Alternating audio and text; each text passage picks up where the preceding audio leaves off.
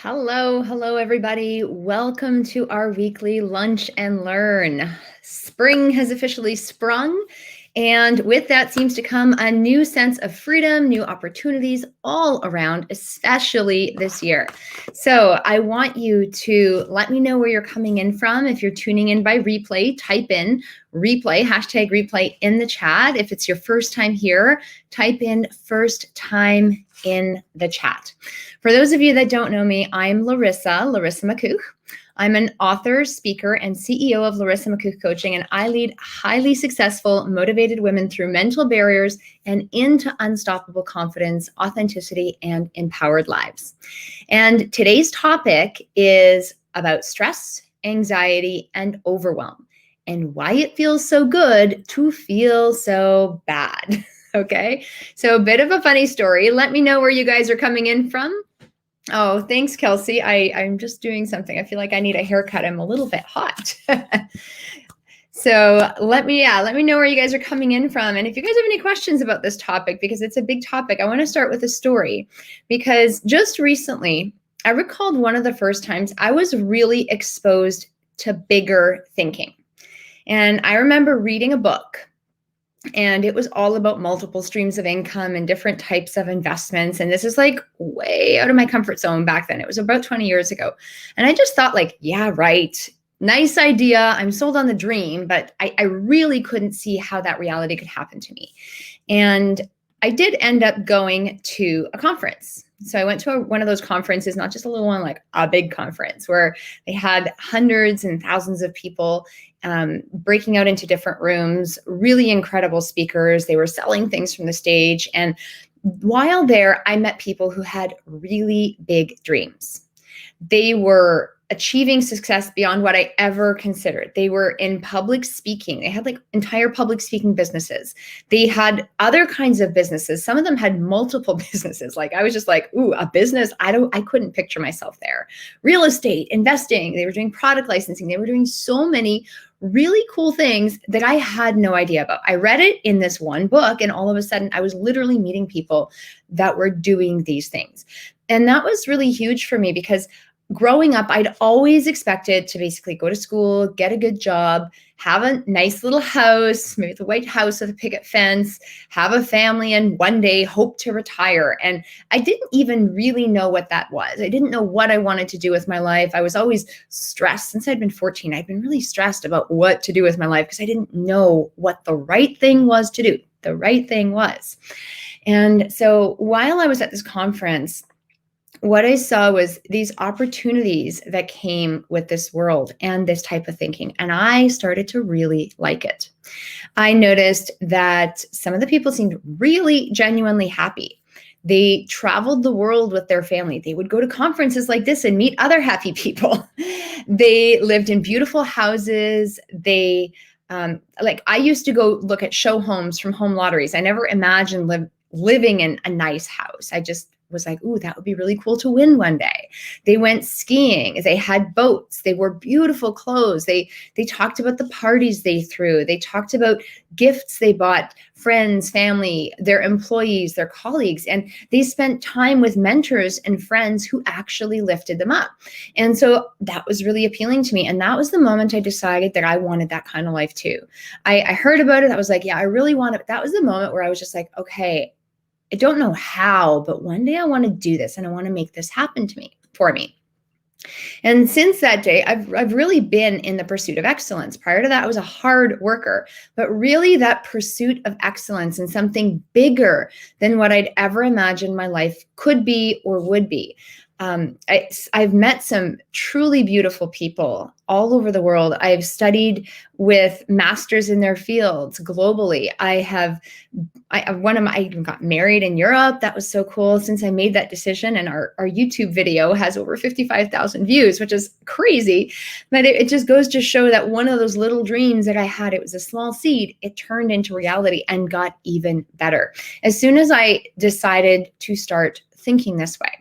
Now, while there were some people that were living this glorious Hollywood, beautiful lifestyle, I'd also met a lot of high achievers who really got caught in the trap of stress, anxiety, and overwhelm. And I can certainly say that I have been there myself as well. Okay, I have definitely been a stress bunny. I have been in that state of anxiety where your heart is just pounding out of your chest, and been completely overwhelmed to the point where I'm just like, I just want to break down. I just want to run away from my life. I want to just hide under a blanket and cry for 3 days. And I've done that. I've been there. I've done that. And I have moments where pieces of that come back, but these days it's not like that. And I remember thinking that achieving success had to happen a certain way. I really didn't understand what to do because I didn't have the skill set. Like, I was brought up to go to school and get a job. I didn't know about business. I didn't understand entrepreneurship. So I'd start reading and getting books. I inundated myself with as much information as I could because I really had no idea where to start. And so I'd try applying things and I'd fall on my face. And then I'd just keep learning more because I was afraid to fail again. And while I was learning, it was so clear in the moment. And then when it came to putting it all together, I'd get confused and lost in a sea of papers or a sea of thoughts, and things just didn't jive. They didn't connect. And I get into this state of overwhelm. And one of the things I did is I keep focusing on all the things I had to do and focusing on all the problems I had to fix in my life, noticing what I didn't know. And the more I focused on those problems, the more problems I had to fix, the more problems that came to me in order to fix it. I noticed I got really good at fixing problems, and then more would just show up in my life. Even with anxiety, like I always felt there was something a little strange about me. I was a little overworked and uptight. That was my term for it. And then I ended up seeing 2 therapists at 2 very separate times for completely different reasons. And I remember the very first one, she was actually a coach that I had hired, and she asked if she could do some therapy with me. I'm like, okay, sure, why not? I figured she was the expert. And that first session, she diagnosed me with anxiety. And immediately after that, I could feel it in my bones as I walked out of there. And for 2 weeks, I was just like in this constant state of panic. And it didn't feel good. And the second I stopped working with her, everything changed. And so sometimes we get caught up in these labels. We get caught up into these preconceived notions of what we should be, what we should do, what we should have. And we have these ideas instilled in our mind, right? One of the ideas I had instilled in my world was work hard now and play later. The part I didn't think about at the time was at what cost? At what cost? I've risked relationships, I've risked health, I've risked finances, all these things in the pursuit of what I thought was success. And I wouldn't change any of my past for anything. And I'm so eternally grateful for it, because I truly feel that some of the worst things that have happened to me have been the greatest learning experiences. And some of the best things that have happened to me have also been my greatest learning opportunities. Growth is a huge thing for me. And I literally just realized again that when I kept focusing on all those bad things that happened as being great learning opportunities, I kept getting more of them. So why not recognize the good? Deep down, I was really in this state of craving something beautiful. I was craving something in terms of the beautiful life I wanted. I wanted a peaceful life. I wanted something sparkly, something magical. And I didn't know how to do it. I didn't know how to get it. I knew that it was possible because so many other people were doing it. But at home, I would work hard, and I'd throw hissy fits in front of my partner. And it got me some really good attention. He would try to help me. He would save me. He'd get on his horse. He'd be like a knight in shining armor. And he would give me the attention I was craving. He gave me the love and affection I really needed at the time. It's kind of like a school-aged child who fakes sick to stay home and be with their parents. Okay. Like I remember I would deflect compliments so people could continue telling me what a good job I was doing after the fact and try to convince me otherwise. And I didn't recognize it at the time until later. And I was like, why don't I allow people the gift of giving me a compliment? Because when I give people a compliment, I know I want them to just say thank you and soak it in. I don't say things I don't mean. And I was taking that opportunity away from them because I was craving more. I wanted to take more from them, even when they were already giving me something beautiful. I know I would be the hardest worker when it came to so many things. And I would get places early. I would do more than everyone else. I would stay late. And people would call me successful and praise me for my efforts. And ultimately, it didn't really matter whether or not I got the results I was after. They just saw me putting the time in and working hard. And deep down, I didn't feel I was good enough to achieve success, but I knew that I could work. So if I just kept doing the work, I would keep getting the compliments for something because I was trying. So I want you to ask yourself, have you ever felt stressed? Have you felt anxious? Have you felt overwhelmed? I see the term stress bunny in the chat. Yes, stress bunny, totally. It happens, and it happens so often, so much more than we ever anticipate. Maybe you've heard advice coming from so many different directions, and you just get lost in the sea of ideas, in all of these obligations that you pretend to have or that you perceive you have. And ultimately, you see glimpses of light at the end of the tunnel. It's just way back there. Yet it seems that the closer you try to get, the further that light seems to be. You just never really get there. And why am I bringing this up today? We live in a world filled with stress. We live in a world filled with anxiety. We live in a world filled with overwhelm. It is those are the many buzzwords out there. People love talking about these things. People love talking about their problems, and they love getting sympathy for them. They love connecting with their friends. They love getting attention from the people in their lives. They love the significance of having more stress, more anxiety, and more overwhelm than other people. They love the variety that comes with it because you can be stressed, anxious, and overwhelmed in so many different facets of your life. And they also like the sense of certainty because they've been there how many times, over and over and over again. And they know what it's going to feel like when they go back there. It's calming to have that certainty of what it's like. And like I said, I've been there. And so much of the time, we wear these labels or these symptoms as badges of honor. And it's in a strange sort of way, because even though we don't like feeling that way, right? We don't like feeling that way. We actually do like feeling that way. And I'm going to cancel that because that's not a good thought. I want to explain what I mean by that. Okay. So I want to explain what I mean by that. Okay. Now, we live in a world of possibility. We live in a world of possibility, and we are designed as human beings to aspire to be more, to do more, and to have more. We want to make an impact in the world. We want to help people. We want a better life for ourselves. We want a better life for our family. We want a better life for those around us, those that we love and care for the most. We want to be recognized. We want to feel worthy. And we deserve all these things. These are our basic needs, and we deserve them. Now, you may or may not be living by that philosophy for whatever reason, but ultimately that's how we are created. We are created for more. We are created in this world of abundance. And when you really begin to understand this, you're going to free yourself to achieve high levels of success with ease. You are going to free yourself to get more done with less effort. You're going to live in harmony with your body, with your mind, and with your soul. You're going to feel more confident, more authentic, more congruent, and you're going to have faith. Everything is working out for you. You really, truly will be more happy, healthy, and wealthy overall. Now, there is a quote I shared with my clients a couple weeks ago, and it's by Albert Einstein. And he said, everything is energy, and that's all there is to it. Match the frequency of the reality you want, and you can't help but get into that reality. It can be no other way. This is not philosophy. This is physics. Everything is energy, and that's all there is to it. Match the frequency of the reality you want, and you can't help but get into that reality.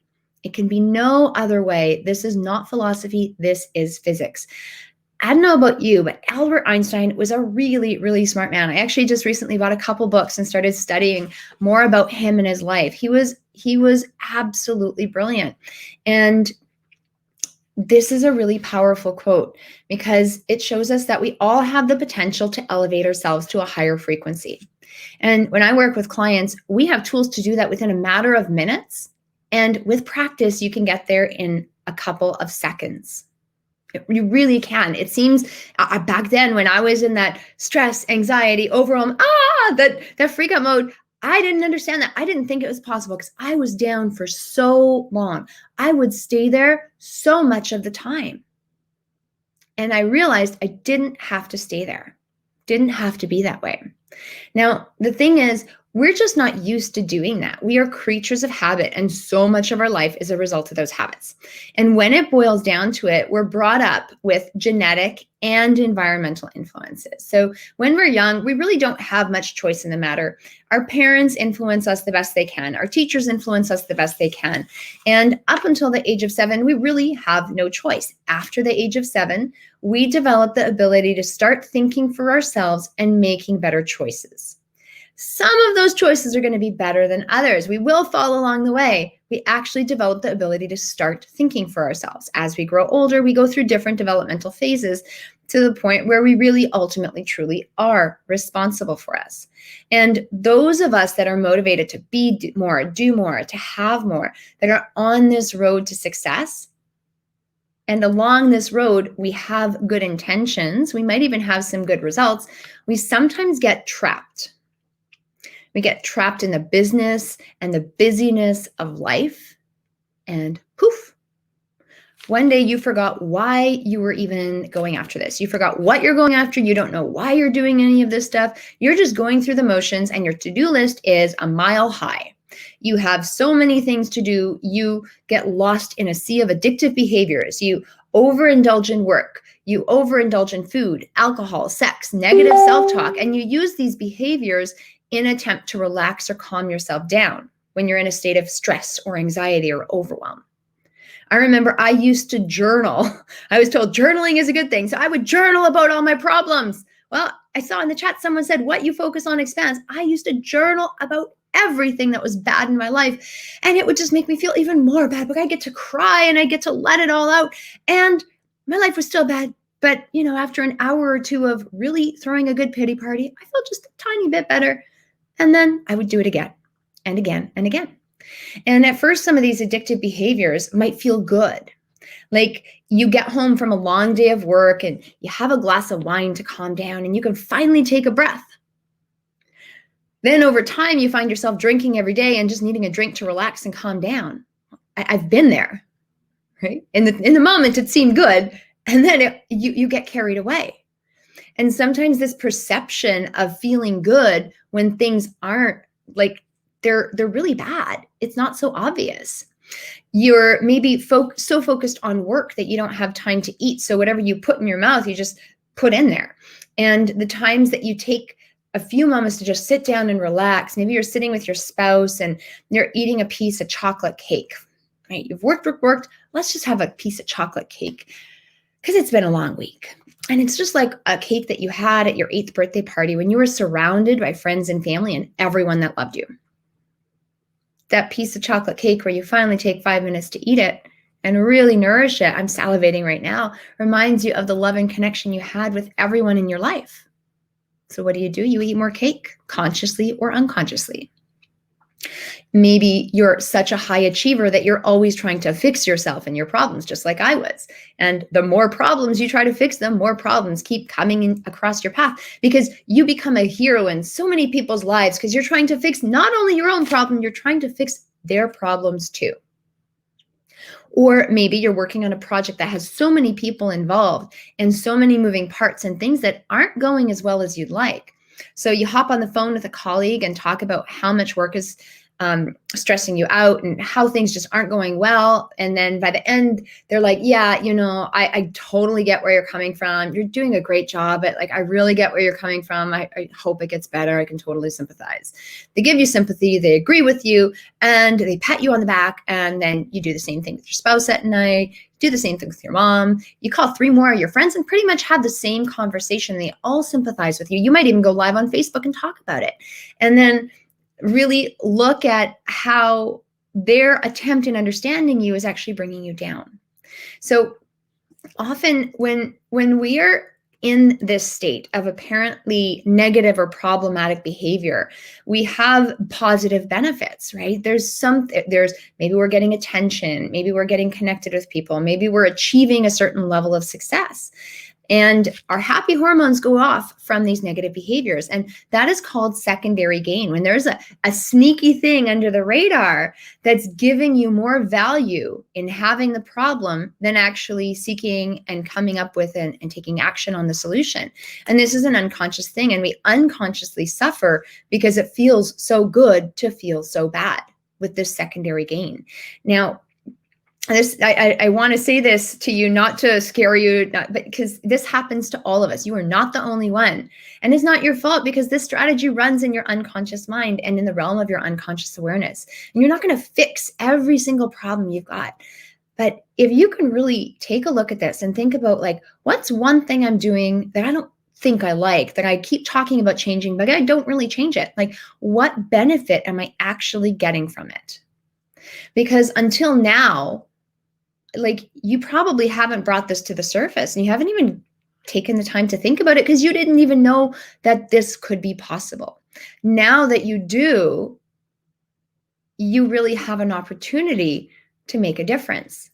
Now, Tony Robbins, he says when people derive a secondary benefit from the very painful behavior or emotion that they're experiencing or they're trying to change, it's called secondary gain. And this need to preserve the secondary benefit is often one of the greatest inhibitors of lasting change, right? So this need is called secondary gain. We just talked about that. However, this need to preserve the secondary benefit and keep it going over and over again is one of the greatest inhibitors of lasting change. So if you want to make permanent change, you've got to be willing to let go of the need to keep this secondary gain going. It sounds a bit dismal, doesn't it? The good thing, like I said, it doesn't have to be this way, because there is a simple solution, and it's healthy and it's natural and it is doable. It's not always easy, and it's not always hard, because the one thing that you really need to do in order to stop the stress, stop the anxiety, stop the overwhelm is raise your awareness.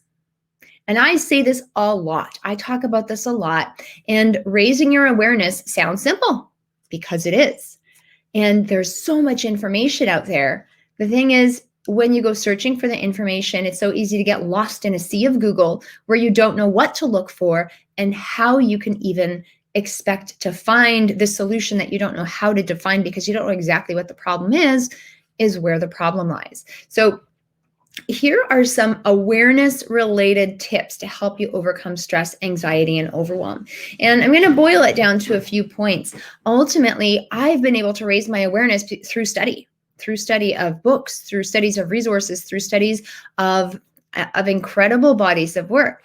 And it's in me. I can talk about this stuff for hours on end, sometimes too many hours on end, because I am studying it, I'm living it, I'm testing it, I'm succeeding with some of it, and I'm falling on my face with other parts of it. And they keep moving in a better direction every single day. So some awareness to help you overcome stress, anxiety, and overwhelm. Understand how the universe works and work with the universal laws and operate with them in an effective way. So you want to understand how the world works. And the world works based on law. These natural laws of the universe help us really operate our lives in a successful way. When you work with the laws, you will get a predictable outcome. And so often we think we can change the law, but we can't change the law. We have to follow the law because it's the law. For example, we talk about, I mention this because it's easy to see, we look at the law of gravity, and the law makes exceptions for nobody. You've got to follow it. And when you know it, you can follow it. When you don't, you get the result you're not looking for. Most people have heard of gravity. If I drop this lip gloss, it will fall. If you fall off a staircase, you will hurt yourself. Those are things that are natural. It's going to happen to every person, every place, every single time, because when you work with the laws instead of working against them, you will know I'm not going to jump. I'm not going to drop something. I'm not going to work with the law of, I'm going to work with the law of gravity instead of away. And ultimately, when you work with the law, that's where success starts to get easy, because success should be easy and it should feel good. It doesn't have to be hard. And there's a natural order and natural flow in the universe, just like a calm body of water, And when you start working with that flow, you'll know that life is happening for you, not to you. Okay, so life is there to work for you, not to you. Point number 2, realize that emotions are good to feel. And I'm talking about all emotions, including stress, anxiety, and overwhelm, because you are a human and we should feel the happy emotions of joy, love, excitement, creativity, passion. And we also need to feel the emotions of things like stress, anxiety, overwhelm. And we have to also understand, and it's good to understand when to feel these things and how they work. When you really understand how the stress hormones and the happy hormones work, that's a whole other talk, you're going to realize these states are designed to be temporary. We're never going to be in one emotional state at a time. We're always going to be flowing from one state to another. We should feel a little bit of stress or anxiety when we're being chased by a bear, and then that's going to kick our stress response into high gear and get us to run away. Or if you think of the stress response when a mother can potentially get so much adrenaline to lift a car off her child, that happens all the time because our bodies are designed to protect us. That is a really good use of stress response.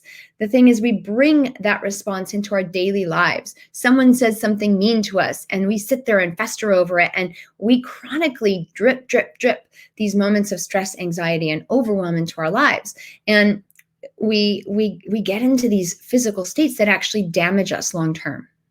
So there are really natural ways to work with emotions and to work with these tools and these states of being that don't require medication. It's just simply a reframing process and really understanding what is important and what the situation is. When you look at overwhelm comes up when you're looking at too many moving parts. You're looking at all these things out there. And when you reframe your reality and chunk it into the highest and greatest common denominator, things become really quite simple. And it's calming, because generally it's about the same thing. It's about something bigger. It's about something better. It's about something beautiful you're aspiring to. When you look at what you focus on expands, it's part of how our unconscious mind operates. There's rules about how our unconscious mind operates. Research has shown, there's been a lot of research into neuroscience. And when you start to focus on things or the problems you have, they're going to magnify and escalate. Okay? I see the quote in the chat, so thank you for putting that down. Because just like Albert Einstein said, everything is energy, and that's all there is to it. Match the frequency of the reality you want. And you cannot help but get that reality. It can be no other way. This is not philosophy. This is physics. And this matching of the frequency of the reality you want can take practice, especially if you're conditioned the other way. Because like I said, you cannot stay in any one emotional state exclusively. You will start to flow between different states, and that is the beauty of being human. However, you can live in higher vibrational states most of the time when you condition yourself to do that. And it takes practice. It's just like math. It's just like a young child doing math.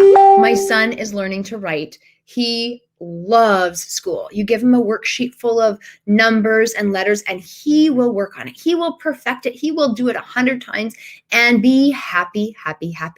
And he wants to get better every single time. And he has gotten better over the last couple months. He's writing the letters in the lines. He's following the tracing. He's creating the letters. My son is 3, and he's doing a terrific job. And he's highly motivated to keep practicing. It's the same thing. It's like learning to write. It's like learning to do math. These are skills and tools that can be learned with practice. And ultimately, if you do want to shift your world to a beautiful state, something that I was recently reminded about is raising your awareness through study, right? Raising your awareness through study will get you into that beautiful state.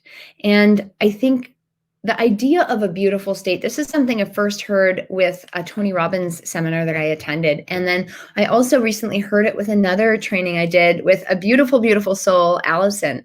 And she was really emphasizing the beautiful state. And that is when you really live on the beautiful side of the scale with those positive emotions. And when you want to do that more often, you really need to raise your awareness through study and through a new way of perceiving and thinking about your reality, because life really is happening for you, not to you. And I have an incredible opportunity for you to taste a piece of this new reality through my Unstoppable You workshop. This is a 5-day workshop where I'm going to help you break through negative mental barriers and step forward with absolute confidence in your life. And it's totally free. It's 5 days. We're starting April 5th. So if you're ready to stop the self-sabotage, if you're ready to stop the anxiety, if you're ready to stop really putting your life on hold and you want to up level to the next stage of success, join me. There's a link, there are links all over my sites. So click one of the links to register. Perhaps someone on my team can put the link, the registration link in the description here and in the bio. That would be great, because I would love to see you there. This is going to be such a powerful and transformative workshop. When you raise your understanding of how you work within the world, and how you can make your life easier, how you really want to operate, life will be different.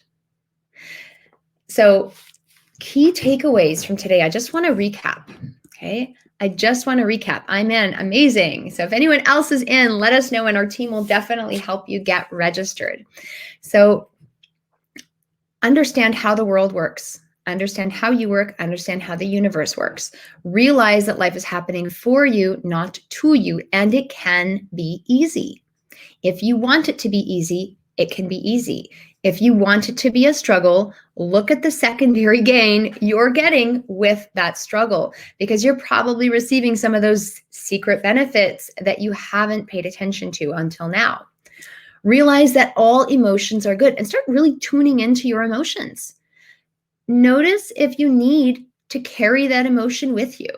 Do you need to carry your stress, anxiety, and overwhelm with you? It's almost like bricks in a heavy backpack. Or can you connect to a slightly better thought in this moment? Do you really have to hold on to that? Or can you choose to focus on something else, at least for about 5 seconds, maybe for 10 seconds, and for a brief moment, have a better day, have a better moment in time? Really start exploring a broad range of emotions. And think about using the appropriate emotion at the appropriate time. And realize that when you're looking at too many things, you've got to just narrow it down to the most important thing and start focusing on what is important, because what you focus on expands.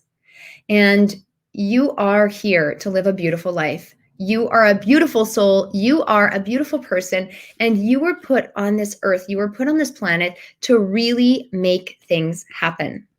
And so I invite you, join me for Unstoppable You. Like I said, it's free. It's 5 days. It is going to be an incredible time. I'm going to be here. I've got an entire team that is here ready to open you with open arms and support you and make this the experience of a lifetime. If you've attended before, you know the power it has. We've had people attend 2, 3, 4 times already. And each time they come back, they get something more and more out of it. So whether it's your first time, whether it's your 4th time, join us for our workshop for Unstoppable You and really step into your most unstoppable self. There is a link in the description here and in the bio. So join us and let us know if you have any questions. Let us know how we can be here to serve.